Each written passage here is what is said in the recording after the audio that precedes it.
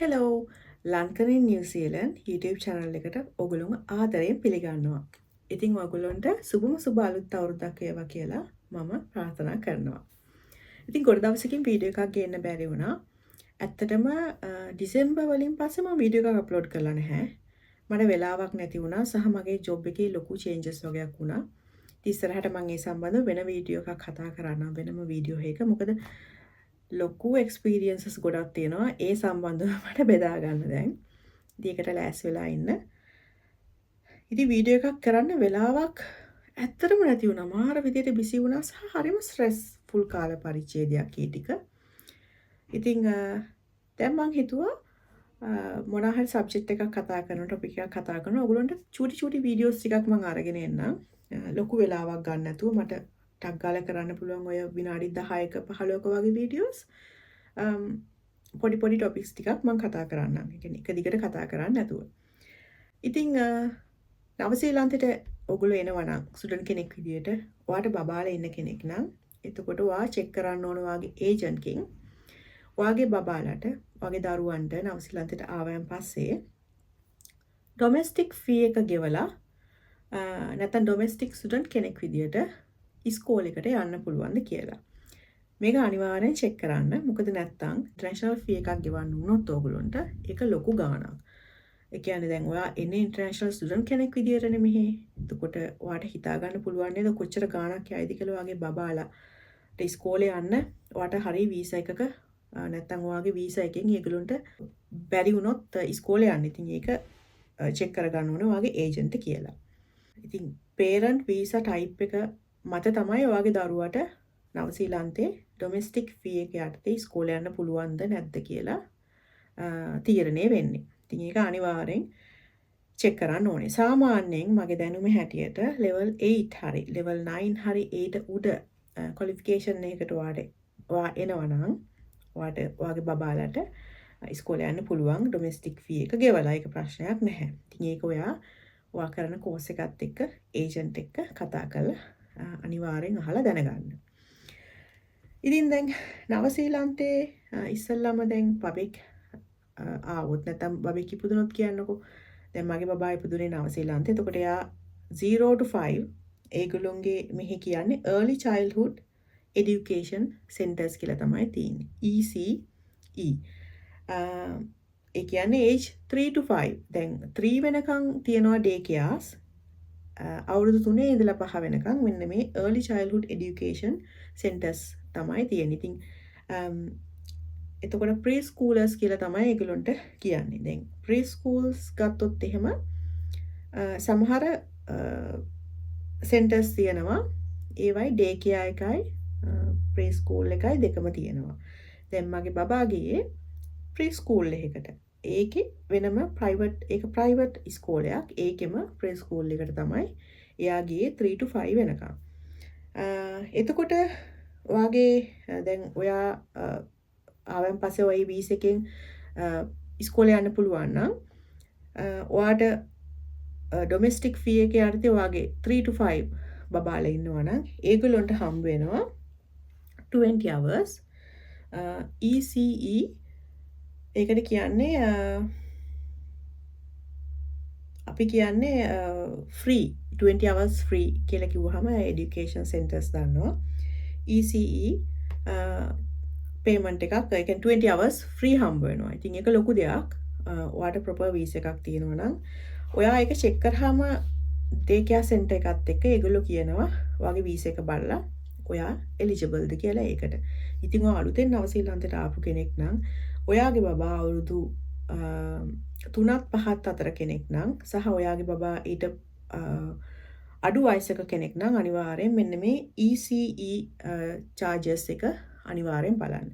ඉතින් එයා අවුරුදු 5 වෙනකන් ප්‍රෙස්කූල් එකකට ගියාට පස්සේ එයා 5 තමයි නවසීලන්තේ ඉස්කෝලේ යන්න පටන් ගන්නෙ මෙහි ළමයි. ඒතර මගේ බබා අවුරුදු 5 එයාගේ හරියටම 5 වෙනි බර්ත්ඩේ එක ලැබුව දවසට පහුවෙන් ඉඳන් එයාගේ ඉස්කෝලේ පටන් ගන්නවා. එහෙම තමයි මෙහි සිද්ධ වෙන්නේ. ලංකාවේ මං හිතන්නේ අවුරුදු 6 නේද යන්නේ. ඉතින් මෙහි ටිකක් වෙනස්. ඊට පස්සේ දැන් ඉස්කෝල හොයාගන්න ලේසිද මෙහි? ඉස්කෝල හොයාගන්න හරිම ලේසි. ඔයා ඉන්න පැත්තේ ඉස්කෝලෙට තමයි මෙහෙ ළමයි ගොඩක් අම්මලා තාත්තලා දාන්නේ. ඉතින් ලංකාවේ වගේ අර බොරු ඇඩ්‍රස් හොය එහෙම නටන්න අවශ්‍ය නැහැ නවසීලන්තේ. තමුන් ඉන්නේ කොහෙද? ඒ ළඟම ඉස්කෝලේට තමයි ළමයාව දාගන්න කිසිම කරදරයක් නැතුව පුළුවන්. ඉතින් මේකේ හොඳ ඉස්කෝල නරක ඉස්කෝල කියලා නැහැ. ලංකාවේ ඉඳලා එන කෙනෙක්ට ස්ටුඩන්ට් කෙනෙක්ට ඒක මං හිතන්නේ බලන්න අවශ්‍යම නැහැ. ළමයාව ළඟම තියෙන ඉස්කෝලේට යන්න. උගලන්ට ඊට පස්සේ පුළුවන් පොඩ්ඩක් ඉස්සරහට යද්දී හොඳ නරක උගලන්ට අයිඩියා එකක් එනවනේ. ඉතින් ලංකාවේ ඉඳලා ආපු ගමන් නැත්තම් ඒවා හොය ඉන්න වෙලා නැහැ. මෙහෙ එහෙම නැහැ. කලින් නම් තිබුණා ඩිසයිල් 1 to 10 කියලා කැටගරයිස් කරලා දැන් ඒකත් අයින් කරලා ගොඩක් වෙලාවට දැන් කියන්නේ ඔක්කොම ඉස්කෝල එකම විදියට තමයි පාලනය වෙන්නේ කියලා. ඉතින් මම ඒ සම්බන්ධව ගොඩාක් කිව්වේ නෑ. මම බබාව දැම්මේ මගේ ගෙවල් වලට ඇවිදගෙන යන තුරින් තියෙන ඉස්කෝලේට. ඉතින් දැන් ඩොකියුමන්ට්ස් බැලුවොත් එහෙම මගේ බබාගෙන් ඉල්ලුවේ ඉස්සලම ඇහුවා යා මෙහි ඉපදිච්ච කෙනෙක්ද කියලා. ඉතින් යා මෙහි ඉපදුන හින්දා යාගේ බර්ත් සර්ටිෆිකේට් එක ඉල්ලුවා. සහ අම්මගේ තාත්තගේ වීසා කැටගරි එක මොකක්ද කියලා ඇහුවා. ඊට පස්සේ අපේ ගෙදර බිල් එකක් අපෙන් ඇහුවා. ඉලෙක්ට්‍රිසිටි බිල් එකක්. හරි නැත්නම් ෆෝන් බිල් එකක්. හරි මොකක් හරි බිල් එකක් හැම මාසෙම ගෙවන නැත්නම් ඔයාගේ වරෙන්ට් එකට ඉන්නවා නම් ඒ රෙන්ටල් ඇග්‍රීමන්ට් එක වාට පෙන්වන්න පුළුවන්. කොපි එකක් දෙන්න පුළුවන්. ඉතින් ඔන්න ඔය ඔච්චරම තමයි ඒගොල්ලෝ ඇහුවේ. මගේ බබා දාන්න යද්දී සහ කිසිම මුදලක් මුලදි ගෙවන්න ඕනේ නැහැ. සමහර ඉස්කෝලවල ඩොනේෂන් එකක් වගේ පොඩි ගාණක් ගෙවන්න තියෙනවා. හැබැයි මම නම් මේ ඉස්කෝලේට එහෙම ගෙවන්න මගෙන් ඉල්ලුවේ නැහැ. ඉතින් එන්රෝල්මන්ට් ප්‍රොසෙස් එකත් හරිම ලේසියි. අපිට පැක් එකක් දෙනවා ඒගොල්ලෝ ෆිල් කරලා දෙන්න. ඔන්ලයින් උත් අපිට එන්රෝල් කරන්න පුළුවන්. මම පැක් එකක් අරගෙන ඒකේ එයාගේ ඩීටේල්ස් අපේ ඩීටේල්ස් දාලා හදිසියකදී කතා කරන්න කවුද කියලා දෙන්නෙක්ව ඇඩ් කරන්න තියෙනවා. සයින් කරලා අපි ඊයලි ගාණක් තමයි ගෙවන්න තියෙන්නේ. පොඩි ගාණක්. සමහර ඉස්කෝලවල ගොඩක් අඩුයි. ඉතින් ගවර්න්මන්ට් ඉස්කෝලනේ ඒවා. ඉතින් පොඩි ගාණක් ගෙවන්න තියෙනවා. ඒක අපි බැංක් නම්බර්ස් දාලා ෆිල් කරලා දෙන්න ඕනේ. ඉතින් ඒගොල්ලෝ බිල් එක එවුවාම අපිට ඩෙබිට් එකක් කරන්නත් පුළුවන්. දැන් ඒකට එන්න කලින් දැන් ලංකාවේ වගේ ගවර්න්මන්ට් ඉස්කෝල එහෙම මෙහෙ තියෙනවා. ගවර්න්මන්ට් ඉස්කෝල තියෙනවා, කතෝලික පාසල් තියෙනවා සහ ප්‍රයිවට් ඉස්කෝල තියෙනවා. ඉතින් දැන් කලින් කිව්වා වගේ මේ වීඩියෝ එක කරන්නේ ලංකාවේ ඉඳලා එන කෙනෙක් නිසා ගොඩක් වෙලාවට ප්‍රයිවට් ඉස්කෝල වලට ලොකු ගාණක් අපි ගෙවන්න ඕනේ monthly. ඒකනත් මගේ ළඟ ඩීටේල්ස් තියෙනවා. ඕගොල්ලන්ට කැමති කෙනෙක් ඕන නම් මම වීඩියෝ එකක් කරන්නම්. කමෙන්ට් සෙක්ෂන් එකේ කමෙන්ට් කරන්න. මොකද මගේ බබා කලින් ගියේ ප්‍රයිවට් ස්කූල් එකකට ප්‍රයිමරි ක්ලාස් එකේ යා හිටියේ. ප්‍රේ ස්කූල් එක. එයා ගියේ ප්‍රයිවට් ස්කූල් එක තියෙන ප්‍රේ ස්කූල් එකකට. එතකොට ඒකේ ප්‍රයිවට් ස්කූලෙට එයාව අපි දැම්මේ නැහැ. ලොකු ගාණක් මාසෙකට ගෙවන්න ඕනේ. ඉතින් සහ කතෝලික ඉස්කෝල දිනවා. කතෝලික කෙනෙක් නම් ඔයාට ඒකට අවශ්‍ය වෙන්නේ ඔයාගේ පැරිෂ් එකේ නැත්තම් ඔයා යන කතෝලික පල්ලියේ ෆාදර්ගෙන් ඒ ෆෝම් එකක් තියෙනවා. ඒක ෆිල් කරලා ඉස්කෝලේට දෙන්න තමයි තියෙන්නේ. ඉතින් ගවර්න්මන්ට් ඉස්කෝල එකට දාද්දි ඔන්න ඔය මම කලින් කිව්ව දේවල් ටික තමයි අවශ්‍ය වෙන්නේ. තව මොනවාද අපිට ඉස්කෝල එකට බබාලව දාද්දි බලන්න ඕනේ. සමහර ඉස්කෝල මෙහි යුනිෆෝම් තියෙන ඉස්කෝල තියෙනවා. සමහර ඉස්කෝල යුනිෆෝම්ස් නැහැ. කැෂුවල් අඳගෙන අඳන්න පුළුවන් ළමයින්ව. දැන් මගේ බබා යන ඉස්කෝලේ කැෂුවල් ඕන එකක් ඇඳගෙන යන්න පුළුවන්. දැන් එයා කලින් ප්‍රේ ස්කූල් යද්දි ගියේ ඒ ඉස්කෝලේ එයාට යුනිෆෝම් එකක් තිබුණා. ඉතින් ඒක යුනිෆෝම් එකක් තියදී මං හිතනවා හරිම ලේසියි. ඒක අපිට හිතන්න දෙයක් නෑ උදේ අඳිද්දි මොකද්ද හෙට අඳින්නේ කියලා. අද අඳන්නේ මොකද්ද කියලා එහෙම හිතන්න දෙයක් නෑ. යුනිෆෝම් එකක් තියදී ඒක හොඳයි. ඉතින් ඒ නැතත් යුනිෆෝම් එකක් නැහැ කියලාත් එහෙම අවුලක් නැහැ. මෙහි එහෙම ලේසියට ඇඳගෙන යන්න පුළුවන්. බොහොම පහසු ඇඳුමක් තමයි අඳගෙන යවන්නේ. ගොඩක් අම්මලා තාත්තලා සීසන් එකක් නම් වින්ටර් එකේ නම් ඔන්න තව පොඩ්ඩක් ලේයර් කරලා ළමයව යවන්න ඕනේ. ඉතින් ඒව හරි ලේසි. තව බලන්න ඕනේ ස්ටේෂනරි. සමහර ඉස්කෝලවල ස්ටේෂනරිස් අපි පිටින් ගන්න ඕනේ. ඒ කියන්නේ අපි ওই බුක් ලිස්ට් එකක් අපි ලංකාවේ හදන්නේ අන්න ඒ වගේ. නවසීලන්තෙත් එහෙමයි. ඒක අපි චෙක් කරන්න ඕනේ. දැන් මගේ බබාගේ මේ අනේ ඉස්කෝලේ එයාට ඔක්කොම ඉස්කෝලෙම දෙනවා. මම ඇත්තටම එයාට ගත්තේ ලන්ච් බොක්ස් එකයි, එයාගේ වෝටර් බොටල් එකයි, පැක් එකයි විතරයි එයාට ගත්තේ. කිසිම පොතක්වත් පැන්සලක්, ඉරේසර් එකක් මුකුත් අරගත්තේ නැහැ. ඒවා ඉස්කෝලෙම එයාට දෙනවා. ඉතින් එතකොට පොඩ්ඩක් අර ඉයර්ලි ගෙවන ගාණ වැඩි වෙනවා. ඒක ඔයාගේ ළඟම තියෙන ඉස්කෝලේ ඒකත් ඔයා ළමයව දානවා නම් ඒකත් බලන්න. බුක් ලිස්ට් එක එහෙම ලොකු ගාණක් යන්නේ නැහැ. මෙහි බුක් ලිස්ට් එකක් ගන්න පුළුවන්, අඩුවට ගන්න පුළුවන් තැන් තියෙනවා. ලංකාවේ ඉඳලා එන කෙනෙක්ට ඉස්සෙල්ලාම අපි බලන්න ඕනේ ළමයි ඉන්න කෙනෙක් නම් ඔයාගේ වීසා එක. ඔයාට වදින වීසා එකෙන් ඒගොල්ලොන්ට ෆ්‍රීලි නැත්නම් free of charge domestic fee ගෙවලා, ෆ්‍රී ඔෆ් චාර්ජ් නෙමෙයි ඩොමෙස්ටික් ෆී එක ගෙවලා යන්න පුළුවන්ද කියලා. ඉතින් ඩොමෙස්ටික් ෆී එක ගෙවනවා කියන්නේ ඇත්තටම මහ ලොකු ගාණක් නෙමෙයි. ඒක ෆ්‍රී ඔෆ් චාර්ජ් වගේ තමයි දැනෙන්නෙත් නැහැ. මොකද අපි අර ලොකු ගාණක් ගෙවලා නෙන්නේ නවසීලන්තෙට ඉගෙන ගන්න. මම ලියාගෙන තිබ්බා කලින්. හැබැයි ඒක මට වීඩියෝ එකක් කරන්න ඇත්තටම වෙලා නැති වුණා.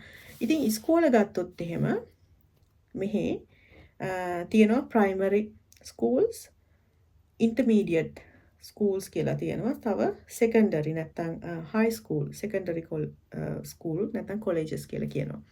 තුනක් තියෙනවා ඉස්කෝල ගත්තොත්.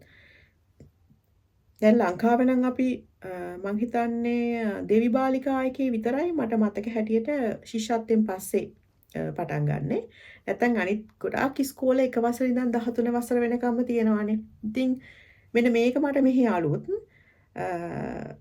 දැන් බියානව දාද්දි ඒකත් පොඩ්ඩක් බලන්න උනා. මොකද ඒ ඉස්කෝලේ කොච්චර කාලයක් ඉන්නවද බබා කියලා.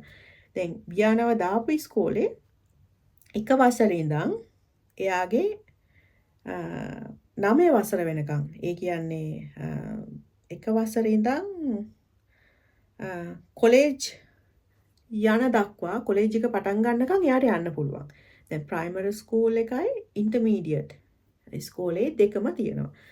ප්‍රයිමරි ස්කෝලේ කියන්නේ සාමාන්‍යයෙන් year 1 to year 6. ඒ කියන්නේ දැන් අවුරුදු 5න් පටන් ගත්තොත් 5 ඉඳන් අවුරුදු 10 වෙනකම් අවුරුදු 5ක් ඒ ඉස්කෝලේට යනවා. ඉතින් ඒක තමයි ප්‍රයිමරි ඉස්කෝලේ කියලා කියන්නේ. ඉන්ටර්මීඩියට් ඉස්කෝලේ කියලා කියන්නේ මේක මම ලියාගත්ත මොකද මට ඇත්තටම ඒක චුට්ටක් පැටලෙනවා කියද්දි මට ඒක අලුත් දෙයක්. ඉන්ටර්මීඩියට් කියලා කියන්නේ දැන් year 7 ඉඳලා 1 to 6 කියන්නේ ප්‍රයිමරි ඉස්කෝලේට year 7 ඉඳලා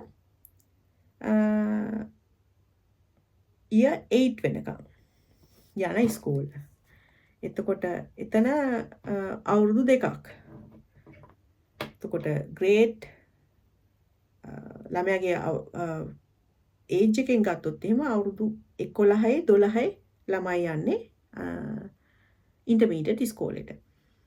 කොලෙජ් එක පටන් ගන්නේ ටීනේජර්ස්ලා වුණාම අර 13 කියලා පටන් ගන්න ඒ වගේ 13 to 18 years old වෙනකම් නැත්තම් year 9 ඉඳලා year 13 වෙනකම් ඒගොල්ලෝ යනවා සෙකන්ඩරි ඉස්කෝලේට. නැත්තම් මෙහි කියනවා හයි ස්කූල් කියලා කියනවා, කොලෙජ් කියලා කියනවා. ඉතින් චුට්ටක් ඔන්න ඕකත් චෙක් කරන්න ඕනේ. මොකද සමහර පැති තියෙනවා, සමහර පැතිවල කොලෙජ් එක නෑ. ඒ කියන්නේ year 9 to 13 යන ඉස්කෝලයක් නැහැ ඒ ප්‍රදේශයේ. ඉතින් ඒක චුට්ටක් චෙක් කරන්න ඕනේ.